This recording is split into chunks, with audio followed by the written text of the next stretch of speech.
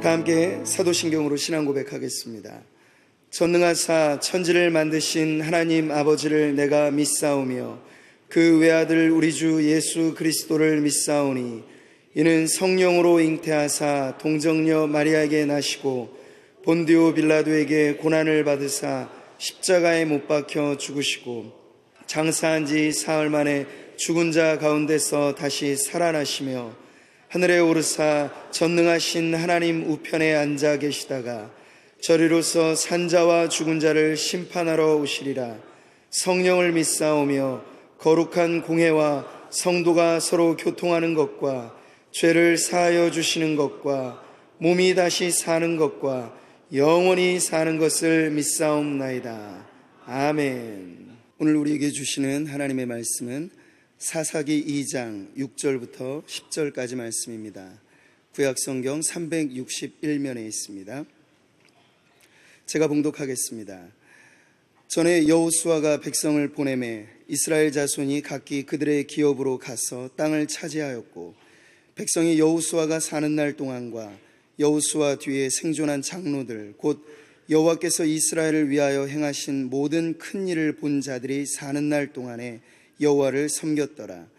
여호와의 종 눈의 아들 여호수아가 110세에 죽음에 무리가 그의 기업의 경내 에브라임 산지 가하스산 북쪽 딥낫 헤레스에서 장사하였고 그 세대의 사람도 다 그 조상들에게로 돌아갔고 그 후에 일어난 다른 세대는 여호와를 알지 못하며 여호와께서 이스라엘을 위하여 행하신 일도 알지 못하였더라. 아멘.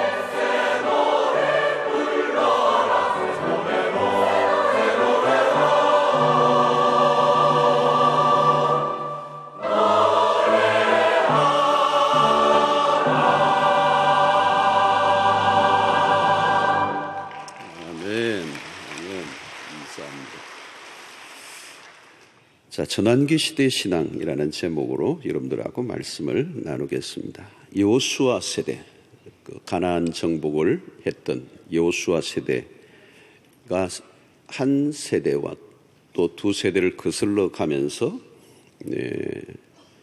신앙의 계승에 실패가 오게 되고 그것이 사사기 시대를 맞게 됩니다. 사사기는 이스라엘 역사의 가장 어두운 시대였습니다. 참혹한, 그래서 끊임없이 외세에 시달리게 되는 어려움의 반복이 있게 되죠. 이 신앙의 세대 개성, 아주 중요한 주제 중에 하나입니다. 오늘 본문에서 여러 세대가 언급이 되고 있는데요. 7절과 10절에 첫 번째 세대는 여호수아 세대였고요. 다음은 여호수아와 함께 활동을 하고 또 그 뒤를 곧 이은 세대가 나옵니다.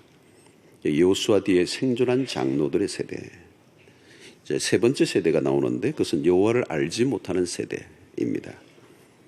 오늘 7절을 보면은 백성이 여호수아가 사는 날 동안과 여호수아 뒤에 생존한 장로들, 곧 여호와께서 이스라엘을 위하여 행하신 모든 큰 일을 본 자들이 사는 날 동안에 여호와를 섬겼더라.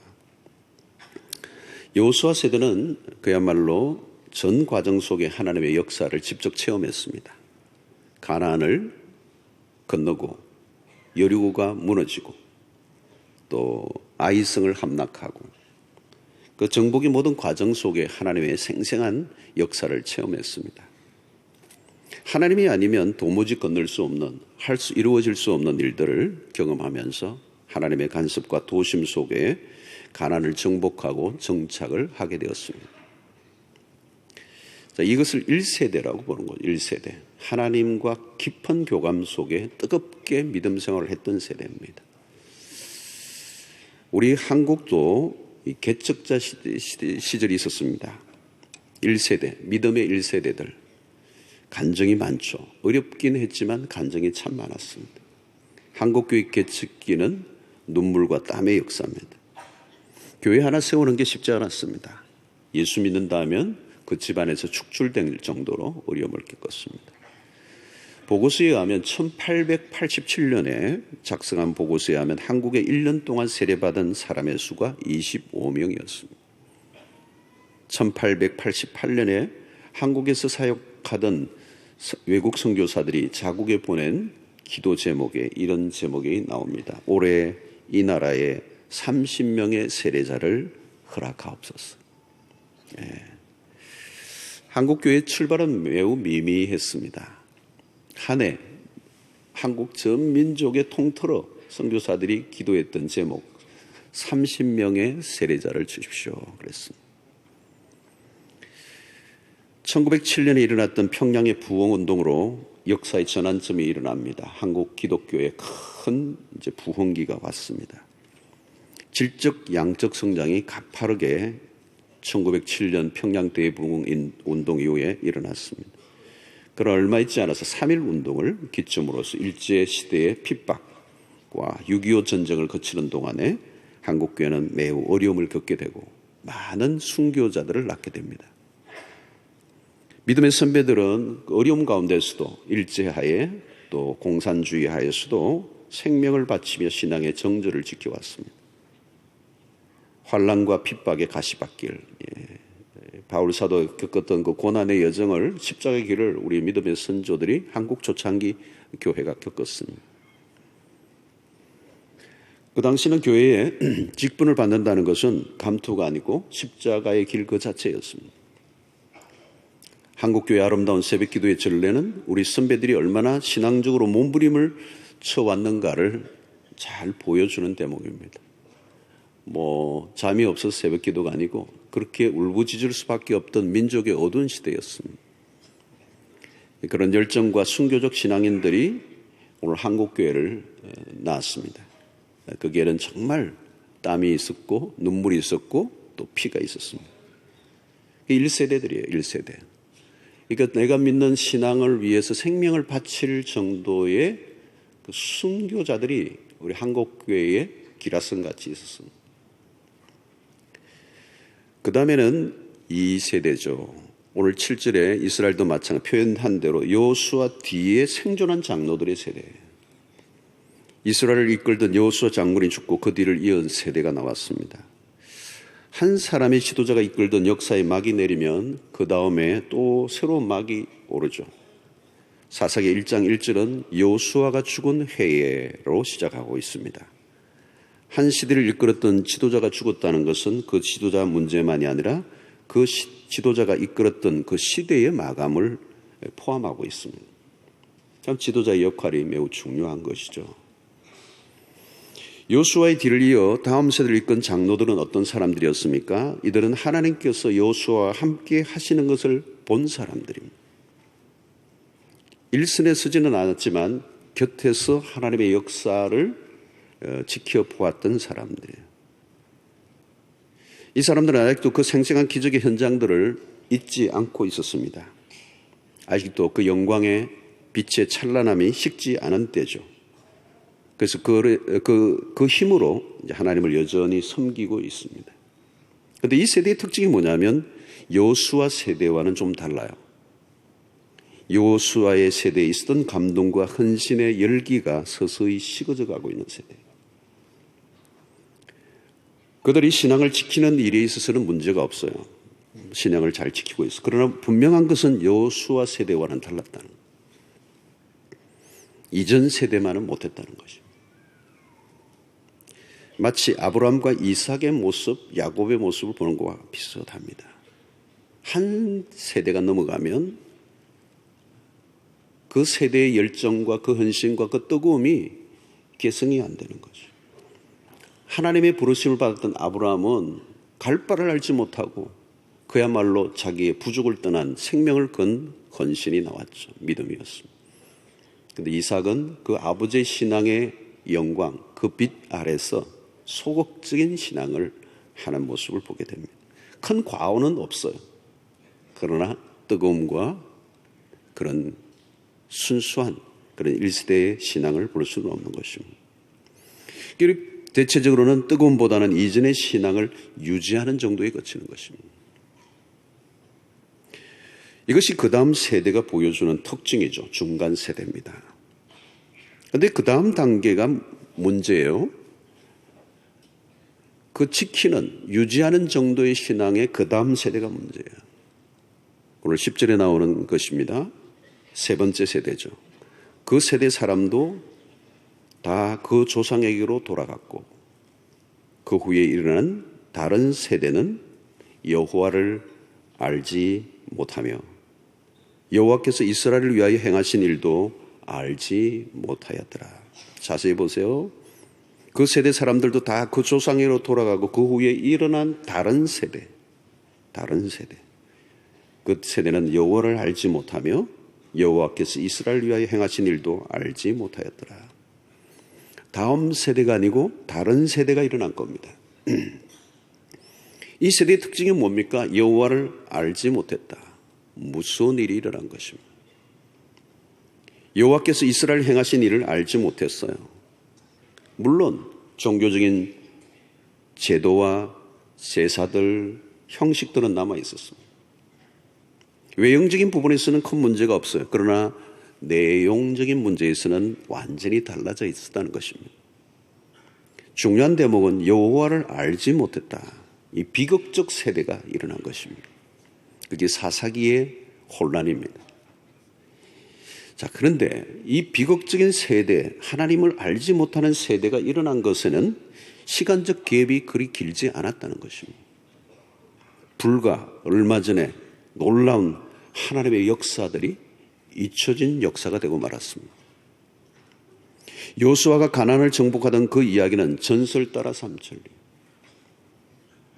가끔 부모들이 처절하게 경험했던 이전의 가나안에 대해서 이야기하면 자녀들은 흥미 있게 듣지 않죠.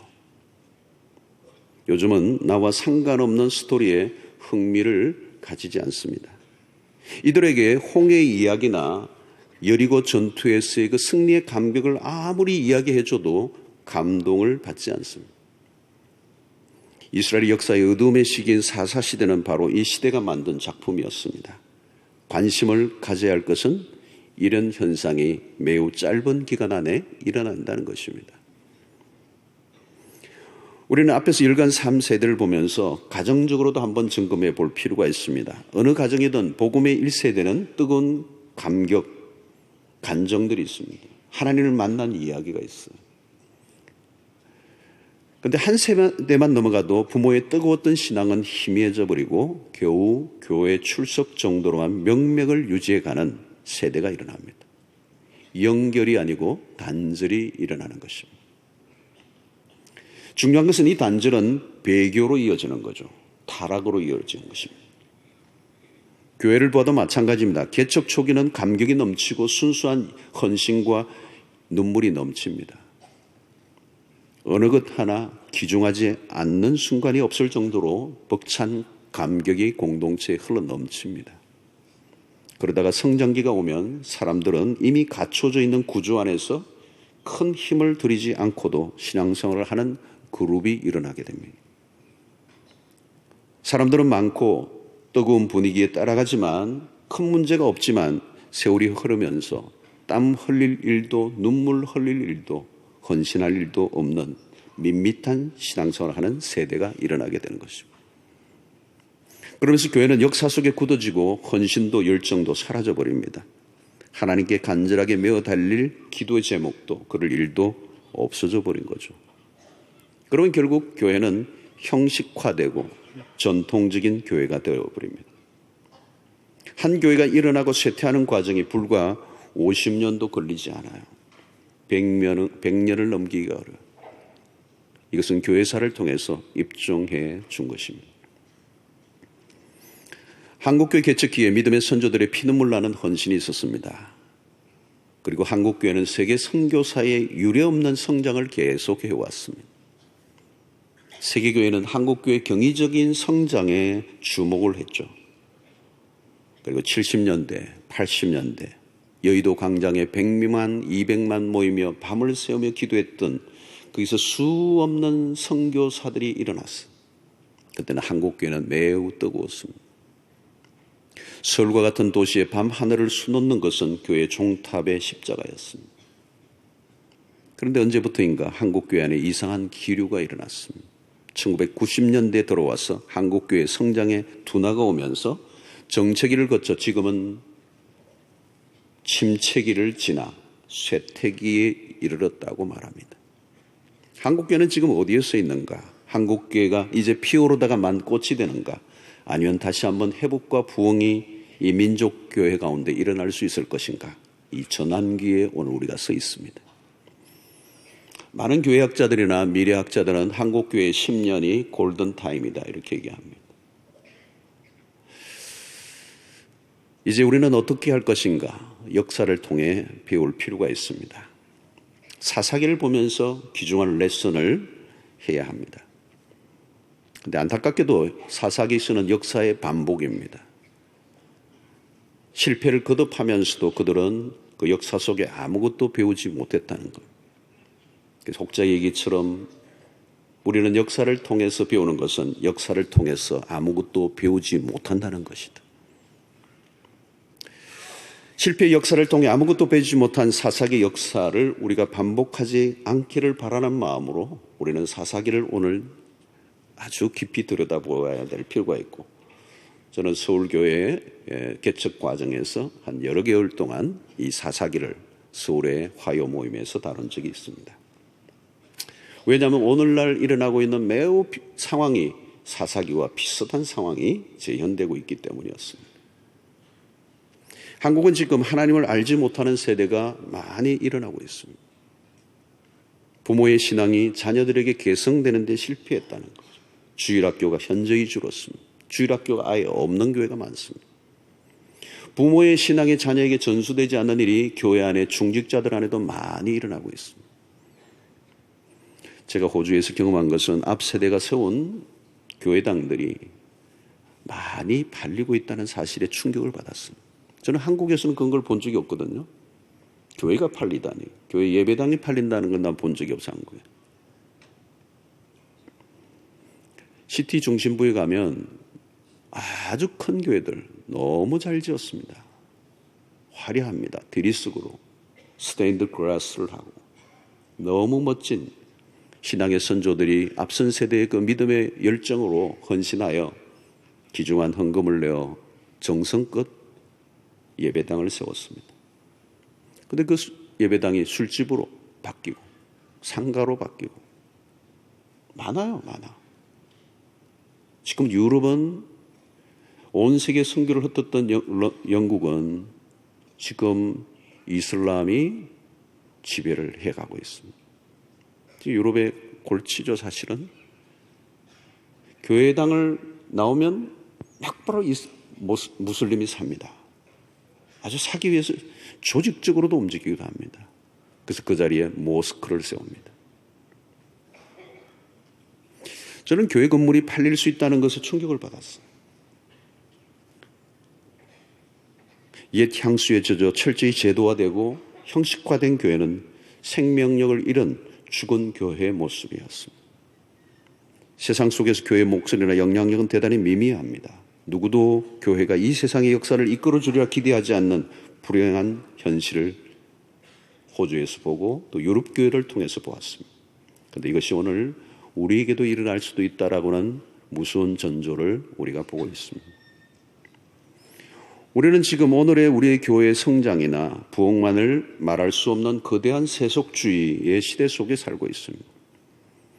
역사의식이 있는 교회는 오늘의 교회의 현주소를 읽고 내일을 준비하는 교회가 되어야 하는 것입니다. 우리 교회는 지금보다 다음 세대가 더 강력한 세대로 일어날 수 있을 것인가에 대한 확신을 가질 수 있는가 하는 것입니다. 우리는 지금 여호수아 세대는 아닙니다. 그 다음 세대를 잇고 있습니다. 그리고 그 다음 세대가 지금 주류를 이루고 있습니다. 자, 이런 시대에 우리는 어떻게 해야 될 것인가? 세 가지만 좀 요약하면 첫 번째, 형식적인 신앙을 탈피해야 합니다.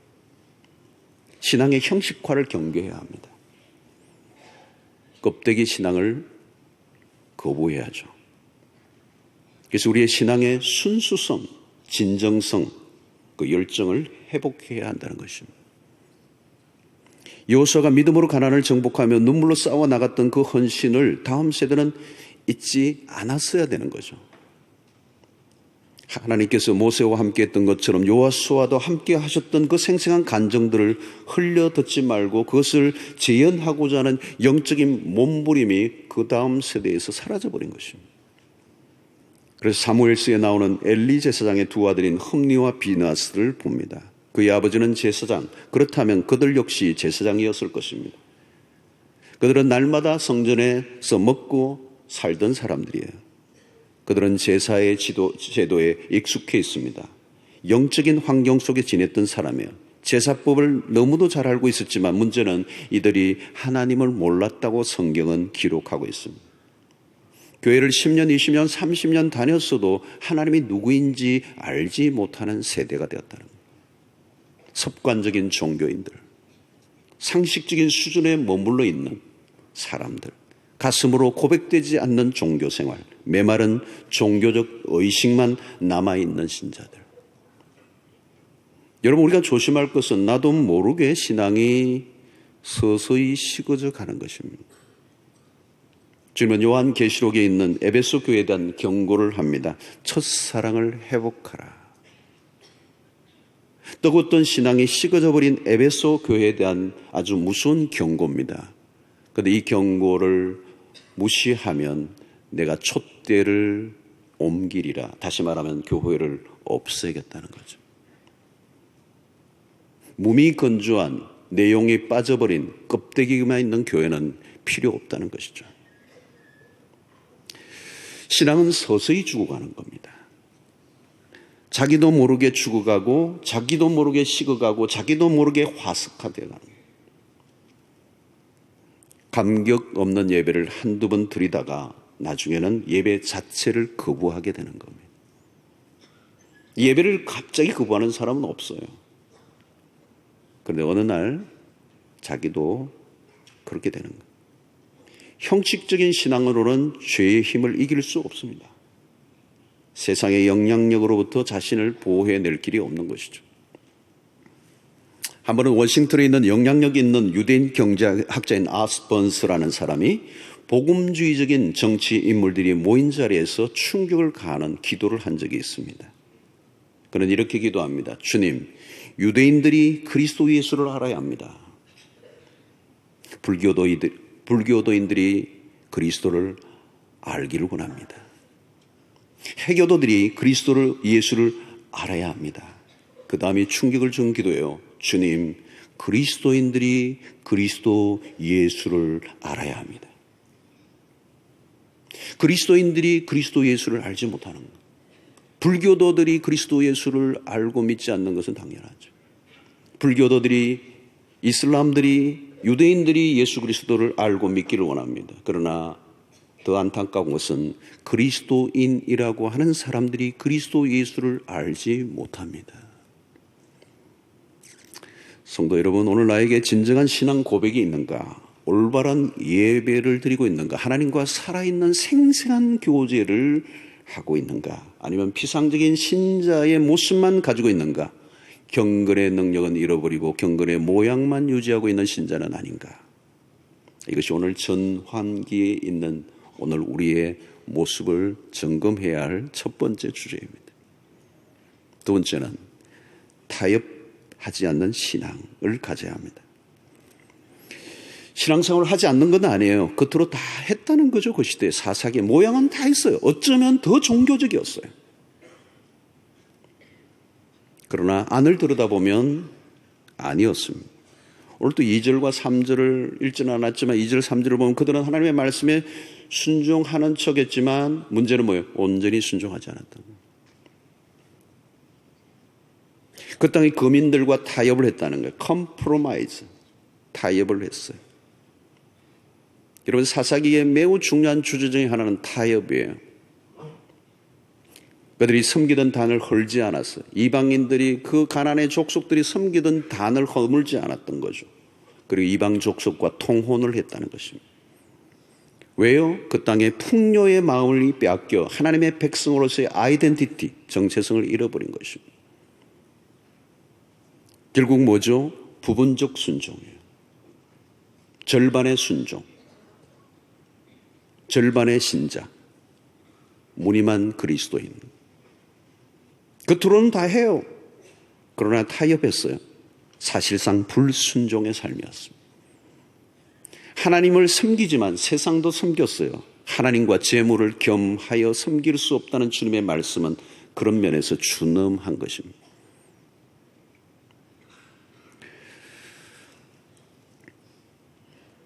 하나님의 말씀보다 현실의 이익에 더 눈을 돌렸습니다. 여러분, 신앙생활의 무서운 것 중 하나는 타협입니다. 가나안 땅을 정복하게 하신 하나님의 의도는 무엇입니까? 그 땅을 하나님의 통치가 있는 하나님의 나라로 바꾸라고 그 백성을 그곳에 부르시는 거죠. 그런데 정복은 고사하고 그 땅에 동화되고 말았던 거죠. 현실에 집착하고 농경 문화인 가나안의 가득한 풍요의 신들을 제거하는 일에 그들은 적극적이지 않았습니다. 타협은 신앙의 우유부단함에서 나옵니다. 서서히 신앙의 색채가 희미해져 버린 것입니다. 여러분, 분명히 말씀의 기준에 의해서 노라고 해야 하는 그 지점에서 머뭇거리고 있다면 타협이에요. 우리는 세상의 문화와 치열하게 싸워야 합니다. 전투적이어야 합니다. 지금은 물질주의가 거세게 밀어닥치고 있습니다. 신앙생활은 돈이 없어 어려운 것이 아니라 돈이 많아져 가면서 어려운 거예요.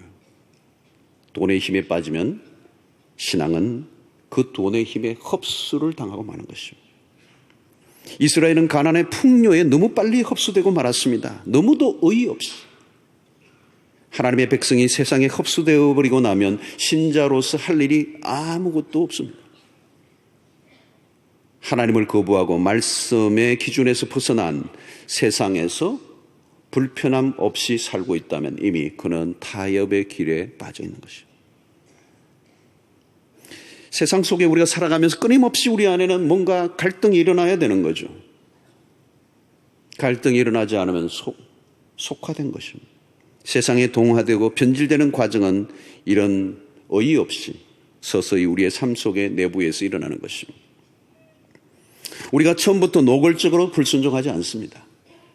자기 합리화를 하면서 조금씩 무너지는 것입니다. 주일 성수도 마찬가지예요. 처음부터 과감하게 빠지는 것 아닙니다. 가끔 빠지는 것이 나중에는 어느 순간 죄책감 별로 들지 않고 주일 성수 개념 자체도 없어져 버리는 것입니다. 요즘은 여러분 금요일부터 주일 저녁까지 이렇게 휴가 가는 문화들이 많이 생겼어요. 주일을 건너뛰는 일들이 많이 생겼어요. 안식이 필요하고 휴가도 필요하죠. 그러나 이런 휴가와 안식의 문화의 한가운데 세속주의가 파고들면서 우리도 모르게 교묘하게 주일 성수의 개념이 오늘 한국교회 안에 매우 많이 무너지고 있어요. 서서히 무너진다는 거죠.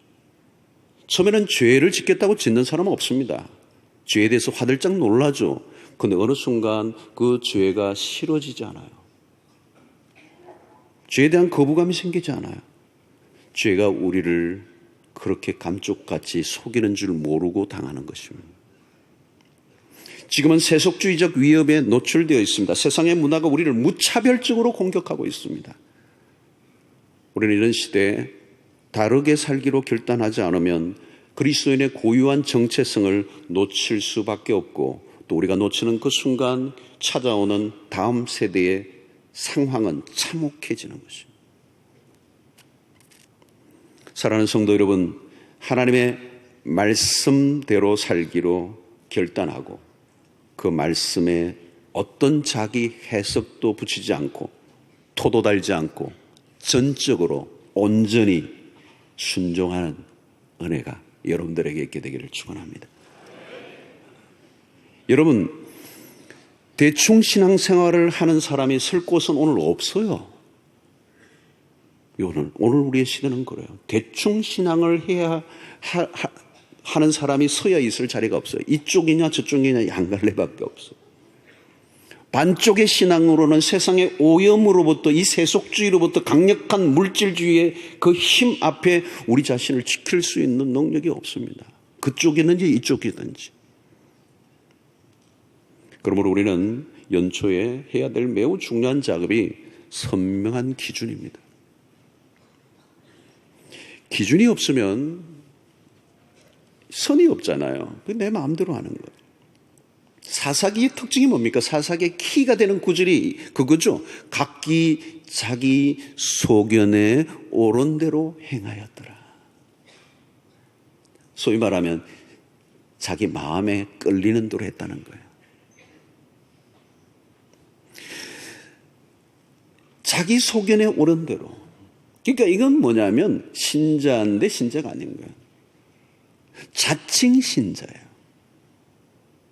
이 자칭, 이게 문제예요. 이게 자칭하면 사칭이 되는 거예요. 자기는 신자라고 하는데 신자가 아니에요.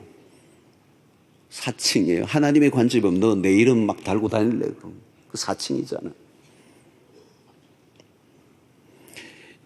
우리의 취향이나 기분대로 신앙생활하지 않고 말씀의 기준을 정확하게 세우고 그 말씀을 따라 살아가는 은혜가 있기를 바랍니다.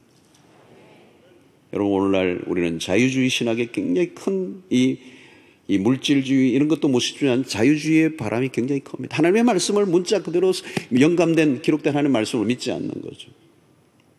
그러나 여러분, 우리는 개혁주의 신앙으로서 하나님의 말씀이 정확하게 영감된 하나님의 말씀으로 믿어요.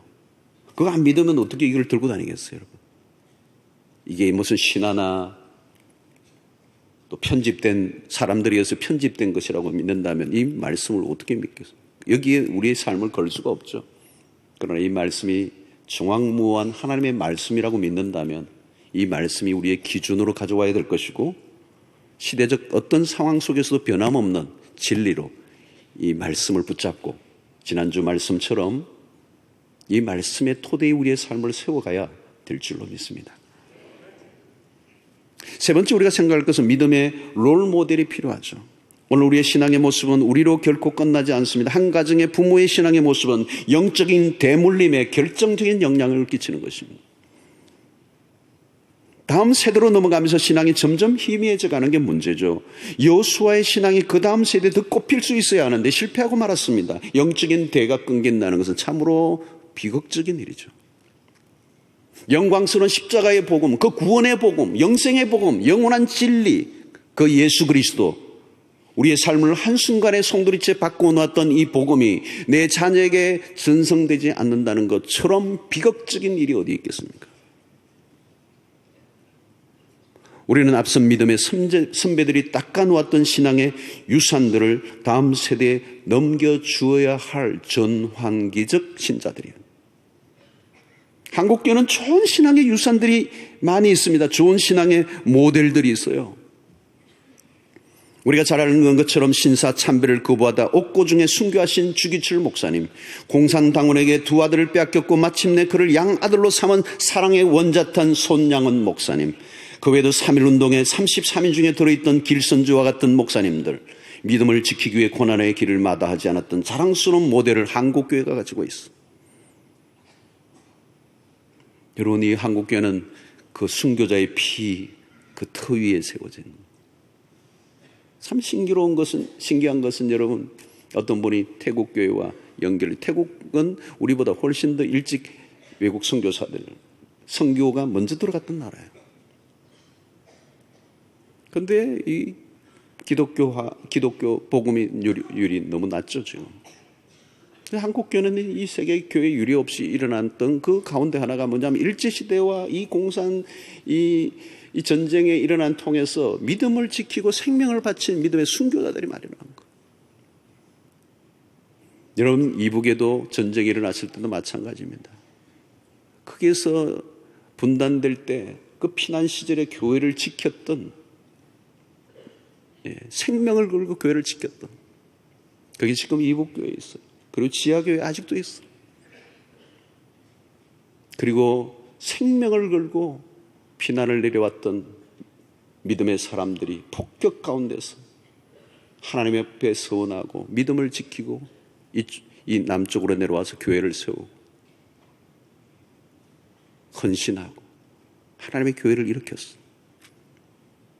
모든 것 다 잃어버렸지만 신앙 하나를 붙잡고 혈혈단신 내려왔던 믿음의 선제들. 우리는 1세대의 모델을 따르고 그것을 다음 세대에 물려줘야 할 책임이 있는 것입니다. 이제 우리는 그 끝을 보고 있는 거예요. 저는 오늘 참 교묘하게 일부 예배 설교를 우리 원로 목사님 듣는데, 6.25를 지나올 그 과정, 어린 나이에 그 수없는 그 전쟁의 포화 속에서 서울 그 위에서 온양 온천까지 걸어서 피신해 날아가면서 그 전쟁통의 이야기들을 많이 하셨어요. 그래서 믿음을 지키고 신앙을 지켜오고 생명을 걸고 있는 그 오늘의 신앙은 그저 주어진 게 아니었어요. 그런 세대들이 그 생명과 맞바꿀 정도로 신앙을 지켜왔던 그분들의 신앙이 이제 점점 한 시대 속에 사라져가고 있는데, 오늘 우리는 우리의 신앙의 무거운, 역사 속의 무거운 책임을 느끼고 있는 것입니다. 여러분, 우리의 자녀들은 그냥 믿지 않아요. 보여준 대로 믿어요. 말한 대로 믿는 게 아니에요. 우리가 그냥 왔다 갔다 하면 아이들은 전혀 압니다. 그건 믿는 하나님이 아니죠. 우리 안에 우리의 신앙에 땀과 눈물이 있어야 됩니다. 우리의 신앙에 생명을 걸어야 됩니다. 공허한 신앙생활을 하면 안 된다는 거죠. 깊이 없는 기도, 열정 없는 찬양, 무미건조한 예배, 헌신 없는 신앙, 그것으로는 다음 세대를 일으킬 수가 없는 거죠. 자녀 세대들의 롤모델이 되어야 됩니다.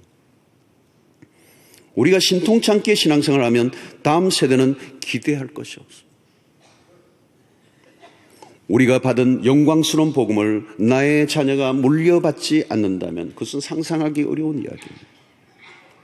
내가 만난 하나님을 뜨거운 가슴으로 전해줄 수 없다면 내 신앙도 이미 문제가 심각한 상태에 있는 것입니다. 신앙의 형식이나 껍데기를 넘겨줄 이유는 없습니다. 신앙의 본질적인 내용을 삶으로 보여주어야 하는 것입니다. 우리는 아차하면 좋지 않은 것을 물려줄 수 있습니다. 부정적인 이중적인 태도, 외식적 신앙에 자녀들은 고개를 흔들고 교회를 떠나갑니다. 이론적인 신앙이 아니라 가슴에 들어있는 하나님을 뜨겁게 전해주어야 하는 것입니다. 부모 세대에 뜨거운 간증이 있어야 합니다.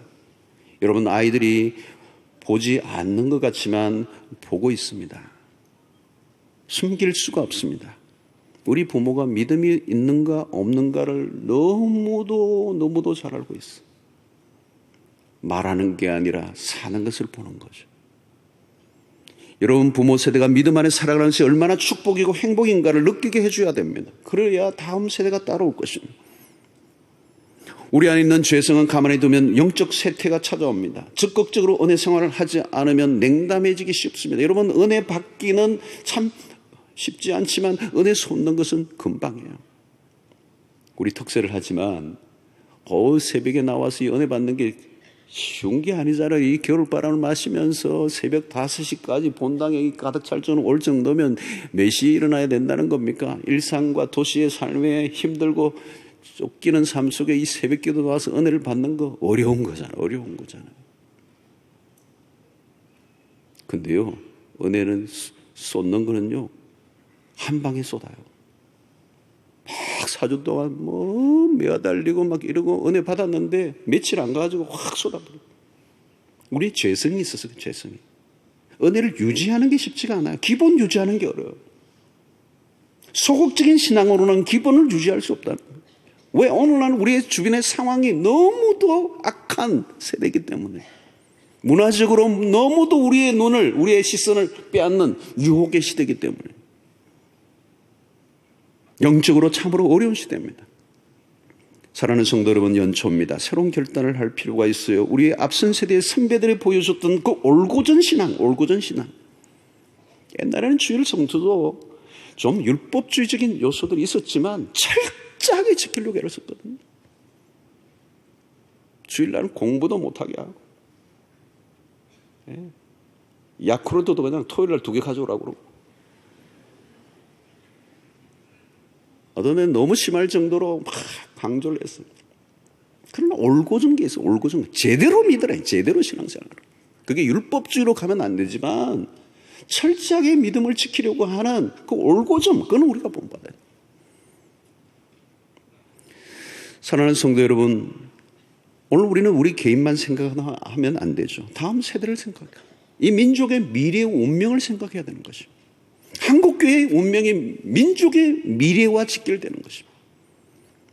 최고의 유산은 신앙의 유산입니다.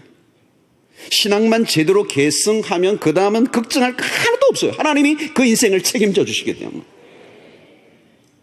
공부 강조 안 해도요, 신앙이 제대로 들어가면요, 공부하게 돼 있어요.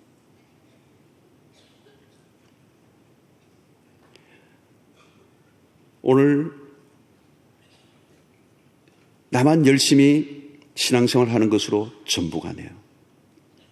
자녀들이 더 나은 세대로 일어나게 해주는 거예요. 여러분, 아무리 공부를 잘해도 예수 모르면 방황하게 돼 있어요. 인생 방황하는 거예요. 입시에 묻혀 신앙은 강조도 못하고 있다면 심각한 일인 것입니다. 세상적인 것만 강조하다가 나중에 신앙을 잡지 못하면 땅을 칠 일이 오는 거죠. 나중에. 만사를 지키고 우리가 해야 할 일은 신앙의 개성입니다. 우리보다 더 나은 세대가 일어나도록 하는 것. 더 영광스러운 다음 세대가 일어나도록, 하나님을 알지 못하는 다른 세대가 일어나지 않는, 하나님을 아는 영광스러운 다음 세대가 일어나게 하는 것. 그것이 우리의 사명인 줄로 믿습니다. 수영노교회가 지금은 잘 나가고 있습니다. 이렇게 많은 사람들이 하루 종일 모입니다. 집회를 해도 그냥 흘러 넘칩니다. 근데 지금이 중요한 게 아니에요. 역사 속에 한때 좋았던 교회는 언제나 있었어요. 한때 좋았던 교회는 어디에나 있었어요. 중요한 것은 넥스트예요. 넥스트 제너레이션. 다음 세대.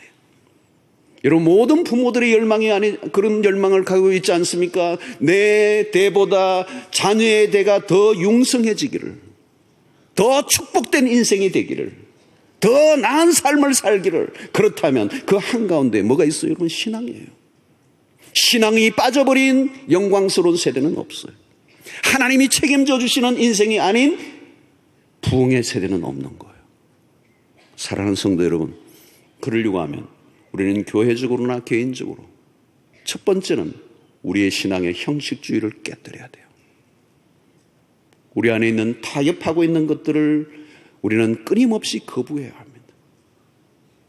그리고 날마다 우리의 신앙의 앞선 세대의 롤모델을 바라보며 신앙의 채찍질을 하고 더 뜨겁고 더 열정적이고 더 건강한 신앙인으로 우리 자신이 서 있다면 우리의 자녀들을 하나님이 인도해 주실 줄로 믿습니다. 여러분, 사사기를 보면 역사는 실패했어요. 계승에는 실패했어요. 인간은 실패하지만 그러나 하나님은 또 다윗 왕국을 일으키세요. 그리고 그 왕국을 통한 예수 그리스도를 통한 또 신약의 교회를 일으키시고 역사는 끊임없이 발전해 가요. 하나님의 나라는 실패하지 않아요. 그러나 중요한 것은 그 말씀을 지키고 그 세대를 온전히 계승하지 않은 그 시대는 어두움 속에 불행한 삶을 사는 거예요. 우리 가정도 우리 교회도 신앙의 계승에 생명을 거시길 바라고, 무엇보다도 내가 제대로 신앙생활 하는 거예요. 제대로 하나님 믿고 제대로 신앙생활 하는 거예요. 어떤 데는요, 사춘기 때는 아이들이 반항도 하고 세상에 휩쓸리기도 하지만 중요한 것은 부모 세대가 온전하게 말씀을 따라 살면 그 자녀들이 방황했다가도 반드시 부모가 가는 그 길로 따라오게 되어 있는 것입니다. 저는 누가복음 15장 탕자의 비유를 알아요.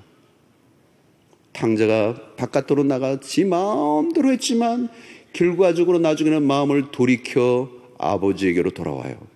중요한 건 뭐예요? 아버지가 그 자리에 있어야 돼요. 아버지가 신앙을 지키고 있어야 된다고요. 돌아갈 기준이 있어야 된다는 거예요.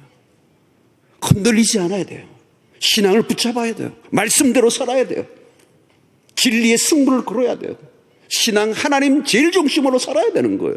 그 기준을 가지고 살면 어느 날 방황했던 자녀들도 그 부모의 신앙의 길로 돌아오는 역사가 일어날 것입니다. 사랑하는 성도 여러분, 오늘 우리 교회적으로 좋은 신앙의 모델들이 많은 게 얼마나 감사한지요. 저는 우리 원로 목사님을 참 존경해요. 정말 올곧게 믿음의 삶을 이렇게 살아오신 분이 많지는 않아요. 참 오래 사셔야 될 것 같아요. 그리고 우리의 기준이 되어주시기를 바라고, 정말 아무 욕심 없이 생명을 다해서 복음을 전하는 일에 깨끗한 양심으로 믿음을 지켜온 이 앞선 세대들이 우리 앞에 있다는 것은 너무도 축복이고 감사할 일. 우리 교회 공동체 안에 신앙의 좋은 모델들이 너무 많은 것이 우리 교회의 유산이에요.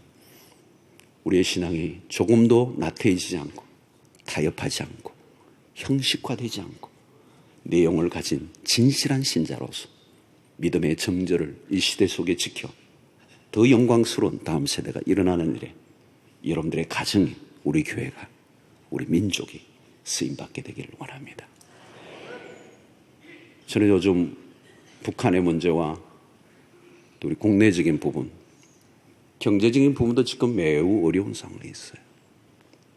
IMF보다 더 어렵다는 얘기를 또 합니다.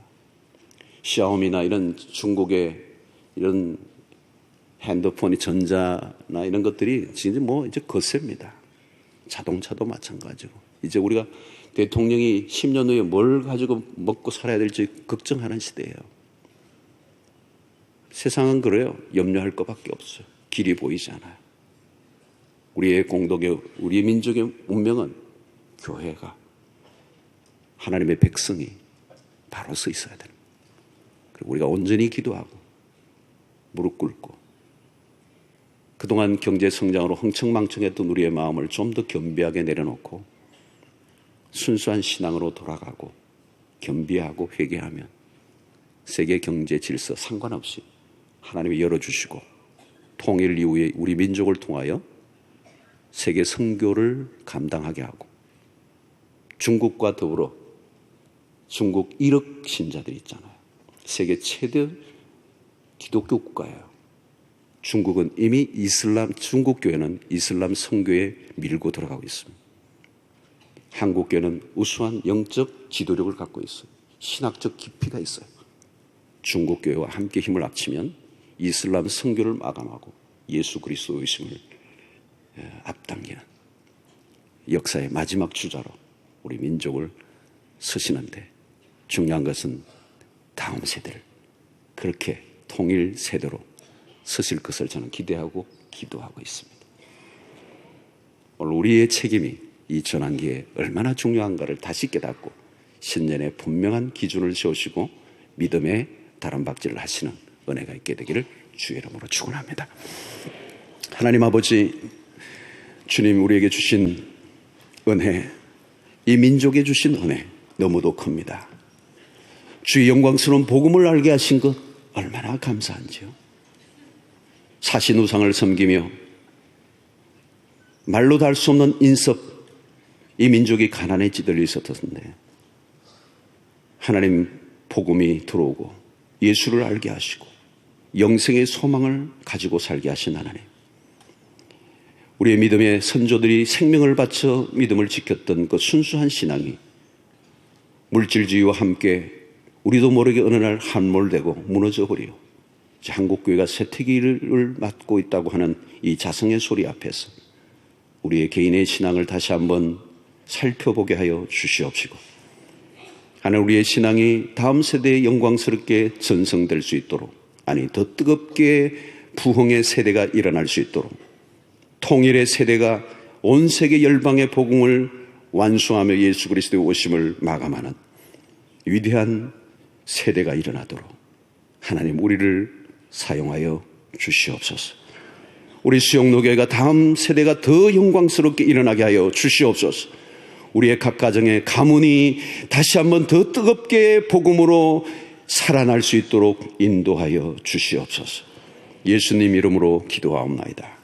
아멘. 이제는 우리 주 예수 그리스도의 놀라우신 은혜와 하나님의 크신 사랑과 성령의 교통하심이 우리의 믿음의 선조들의 신앙을 본받아 따라갈 뿐만 아니라 우리의 다음 세대에게 거룩한 믿음의 계승을 하는 일에 힘쓰기로 결단하며, 오늘도 우리의 신앙에 있는 형식주의를 깨뜨리고 끊임없이 타협하고자 하는 그 신앙을 내어놓고 이제 하나님 믿음의 롤모델로 우뚝 세워 살아가기로 결단하는 주의 백성들 머리 위에 지금부터 영원토록 함께 있을지어다.